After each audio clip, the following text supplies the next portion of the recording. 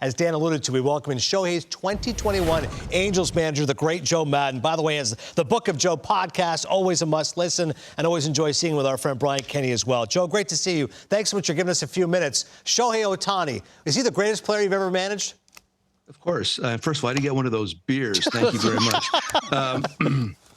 Of course he is. He's the greatest player any manager's ever managed. On a daily basis, you got to be with him on a daily basis to really appreciate and understand all of it. You guys have alluded to it, the fact that when he came here, not really given the opportunity to do both things, which is why he came in the first place. Part of the reason to pitch and to hit.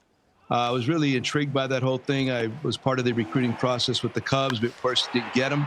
When I came over to the Angels, I asked about that immediately because I wanted to get to it as quickly as possible. And fortunately, Perry was on the same page with me. We had a great conversation that spring training in a little conference room and talked to him about, listen, the rules are, there are no rules. We're just going to listen to you.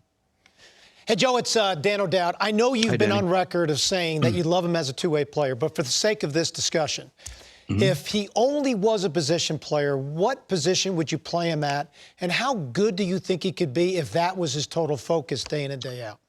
A corner outfield, probably right field, I think would be nice. He could play any of them. Don't get me wrong. He could play, I think, all three outfield positions. You just want to put him in a spot that's the least amount of wear and tear on him. I think if you really pressed him, he could probably play first base too. I watch him in batting practice run balls down in the outfield. It's incredible. And that arm's going to play anywhere, just as long as he takes care of his arm. I see it as a right field arm. I see the range is incredible. He really runs down into that right center field gap. I watched that at Anaheim and BP and stuff. He would just run him down. So I would pick right field, I think. I think he's absolutely an all-star there. He's a Hall of Famer there. He's all the above there. He's that good. Joe, it's Ron Darling here. And I was just wondering, the bottom line is you get this great player. How are you going to use him? And I know you, and that is how we're going to max out how he helps win ball games for the Angels. What kind of discussion came about as far as starting or maybe relieving?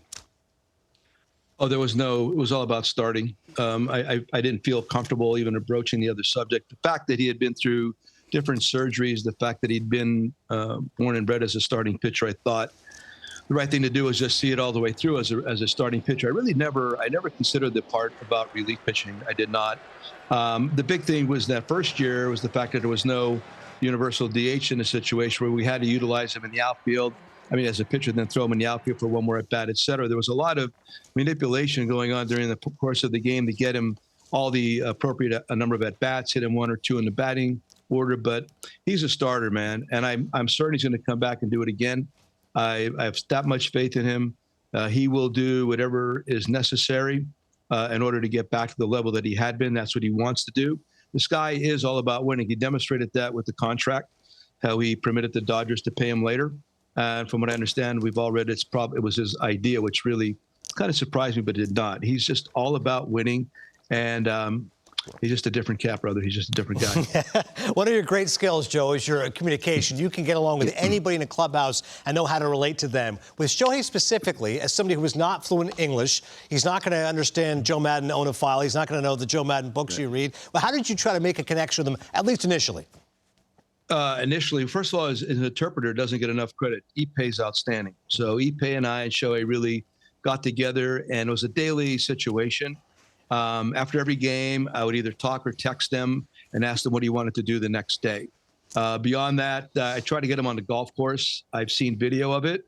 It's not good. I mean, it's really incredible that this guy could do everything on a baseball field, but does not look like he could hit a golf ball. But that's the one thing I wanted to do. But after the game, we had like a little pool table there. He was always competing.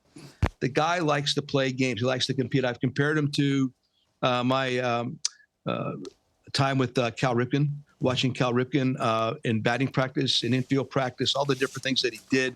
Always a game. He was always playing a game. I think Shohei is always playing a game, and that's why the moment's never too big for him, because he really is able to reduce it to that. And you also alluded to this. There's not a whole lot of scripting going on with this fella. He is able to maneuver or manipulate the moment. He's that good. He could create on the run. He watches hitters, knows what to throw. He watches pitchers, and he knows where to look. He is that baseball bright. Last thing, Joe, I really enjoyed your book with our friend Tom Verducci. Do you think you got a couple more in you just so you can match prolific author Ron Darling to my left? You know what? That's not easy to do. Listen, Yale grad, I mean, all that kind of stuff. I'm a Lafayette guy, although I'm not going to denigrate Lafayette. I mean, now that I have all this time, at some point, I think I will just sit down and talk into a tape recorder. Love Tom Verducci. Tommy's helped me so much through this whole process. We have the Book of Joe podcast going on right now. It's been wonderful. It was a blast. And Tommy really made the whole thing work. Yeah, he's obviously one of our favorites here at the network, as are you. Thanks so much, Joe. Appreciate the insight. Thanks, guys. Be well.